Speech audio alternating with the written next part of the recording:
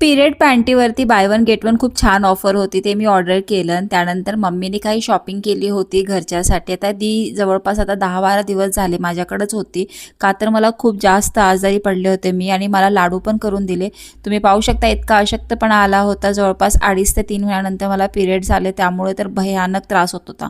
माझे काही फॉलोवर्स मला भेटायला आले आणि हा मोमेंट खूपच स्पेशल होता. प्रत्येक ब्लॉगरसाठी हा स्पेशलच असतो. मी आजारी असल्यामुळे शिवचंद्र शाळेत गेलाच नाही, कारण तो माझ्याशिवाय शाळेत जातही नाही कोणाकडनंही.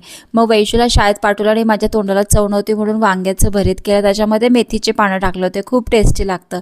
मम्मीच्या हातचं जेवण खरंच खूप टेस्टी लागलं होतं. शक्यतो माझी आई अशी कधी माझ्या घरी येऊन राहत नाही, पण खरंच मी खूपच आजारी असल्यामुळे यावेळेस तिने बराच दिवस, ज्यावेळेस मला खूप जास्त गरज होती त्यावेळेस माझ्या आईने मला मदत केली. आणि हेच दिवस असतात आपण आठवणीत ठेवू शकतो. गोष्ट वाईट असो किंवा चांगली असो, वेळेला व्हॅल्यू असते. तुम्ही त्या वेळीला जेव्हा मदत कराल तर ती गोष्ट कधीच विसरण्यासारखी नसते. सेम माझ्या आईने मला तशीच मदत केली आणि प्रत्येक वेळा तिने केली आहे.